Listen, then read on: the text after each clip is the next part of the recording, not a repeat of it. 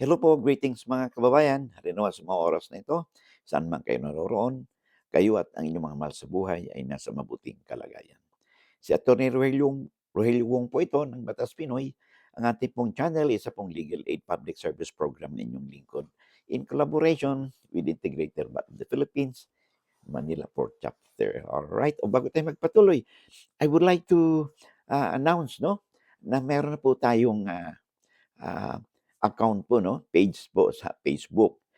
So, bago pa lang po ito, so you could follow me, dito sa Facebook account natin. And paki-follow po, subscribe, and please spread the good news, na meron na po tayong account at marami po tayong ma-reach out, na mga kababayan po natin at upang sila din, ay mai-share din po natin, ang ating mga pinag-usapan, dito sa YouTube, Sabi nga natin lagi, 'di ba?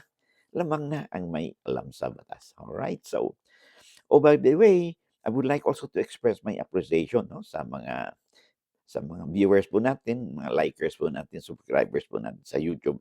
Thank you very much, lalo na hindi nag-skip ng ads. Thank you, thank you. And because of your help, because of your support, ay nagbibigay po ng inspiration, sa inyong lingkod na mapalawig pa at magpatuloy po natin ang ating advokasya na makapagbigay po tayo ng legal na impormasyon, sa ating mga kababayan. Okay, marami pong salamat. Okay, let's now proceed with our discussion. Ito po ibig kinalaman sa sulat po sa atin ni Alma Garcia.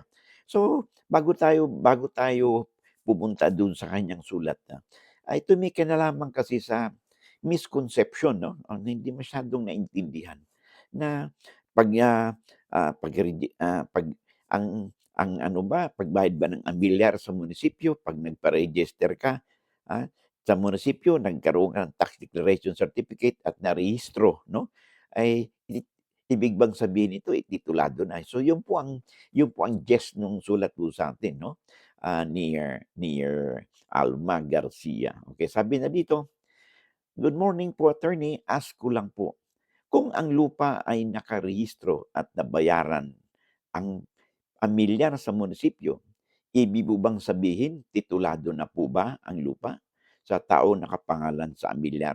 Alright. I think, ganito 'yan, kasi sa batas po, sa legal na terminology po, ang lupa po na titulado, ito po maituturing na registered land, okay.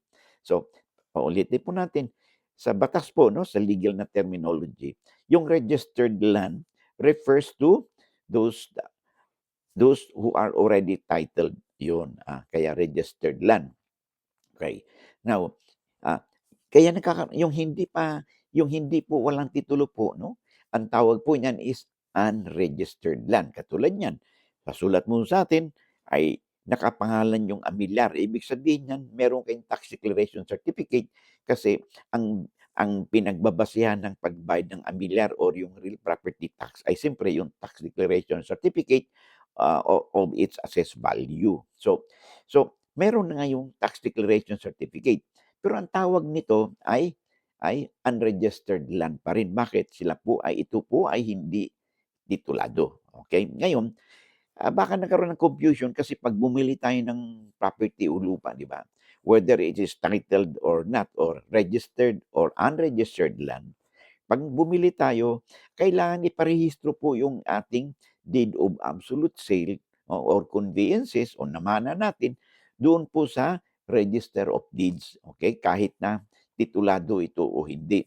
Siguro dito nagkaroon ng confusion. Baka nakabili kayo ng lupa o namana ninyo lupa na may tax declaration certificate, pinarehistro ninyo sa Register of Deeds at saka sa Assessor's Office, nabigyan kayo ng tax declaration certificate, nagbayad ka ng amilyar, hindi po ibig sabihin nito na titulado na po ito. Magkahiwalay po yun. Okay?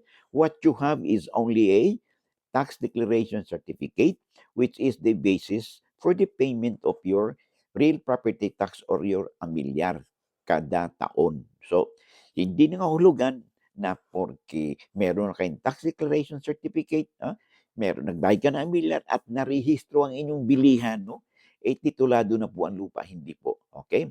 But ang magandang balita nito is kung meron na kayong tax declaration certificate, nagbabayad ka ng amilyar, at lalo pa kung in possession ka sa lupa, kumbaga isang hakbang na lang po, ay titulado na po, title na po ng lupa yan. Pero hindi po automatic na kusa maging titulo po yan, Kailangan po, you have to apply, you have to work out na mapatituluhan yung lupa at saan kayo magpatitulo, ay dalawa pong option ninyo, yung tinatawag nating administrative method, wherein doon kayo pumunta sa DENR, mag-apply kayo ng pre-patent title. O yung another method, is yung judicial method. So that means sa judicial po ay pupunta kayo sa korte, mag-file ka ng petition sa korte through your lawyer, for the judicial registration of the unregistered land nga. Okay? So, yun pong option ninyo. So, ayun nasagot natin yung confusion ng ating ng may sulat po sa atin sa episode nito. So ibig sabihin niyan kung gusto niyo magpatitulo ng lupa, i-comply po ninyo yung requirements na pagpatitulo ng lupa. Marami na po tayong videos tungkol dito. Paki-search lang po ninyo yung mga mga specific requirements pagpapatulo ng lupa. But isa po yan sa pinaka-basic na kailangan po ay yung magkaroon kayo ng tax declaration certificate, at binabayaran po ninyo yung amilyar. Of course, kasama din yan yung sinasabi natin lagi, magpa-survey po kayo upang magkaroon kayo ng hindi lang sketch plan, blueprint, magkaroon kayo ng subdivision and lot plan kung ito po your hindi pa nagkaroon ng original na partition halimbawa. So magkaroon kayo ng subdivision ng lot plan at with approved technical description galing po yan sa LMB or Land Management Bureau ng DENR. So yun po ang basic requirements po yan. Of course, nandyan na rin yung kukuha kayo ng clearance sa barangay, o certification sa barangay na you are a bona fide residence po dyan sa area na yan, among others. So, yung mga basic lang po yun. But the most important thing is ay na siguro na naliwanagan natin yung inyong hindi pagkakaunawa ng ano bang ibig sabihin ng nakarehistro at saka registration that does not mean na titulado na yung lupa, kasi although sa terminology inuulitin natin, although sa legal na lengguwahe po pag sinabi nating registered land, ibig sabihin ay titulado po yan. Yung hindi titulado, ang tawag po niyan is unregistered land. Dito nagkakaroon ng confusion dahil pag tayo may namana, may nabiling lupa, at lalo na hindi ito titulado. Pag pinarehistro ninyo ang inyong bilihan sa Register of Deeds, siyempre registered na. Siyempre, may magkaroon ng recording doon. Tapos papunta uli kayo sa assessor's office, mabibigyan kayo ng panibagong tax declaration certificate na dito binabase yung inyong pagbabayad ng amilyar taon-taon. So, hindi po ibig sabihin yan na yung po ay titulo na. Okay? Ang nakaregister lang sa inyo ay ang inyong bilihan o kung ano bang method na nagkaroon ng transfer. It could be deed of donation, deed of sale, or maaari bang ito yung na-award sa inyo, So yan ang inyong yan po ang ating tatandaan. Okay?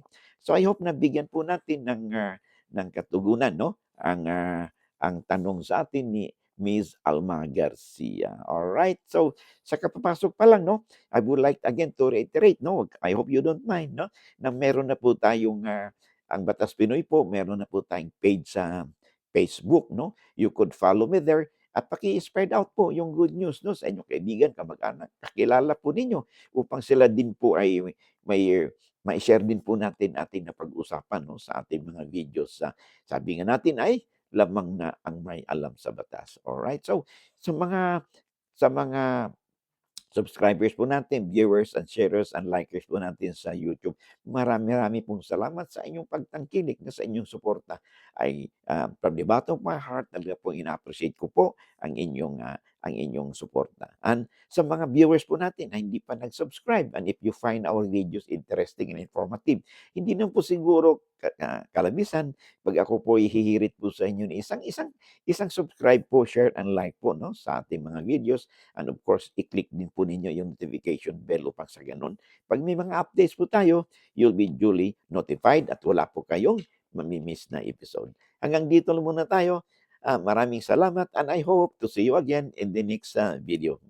Bye-bye and God bless.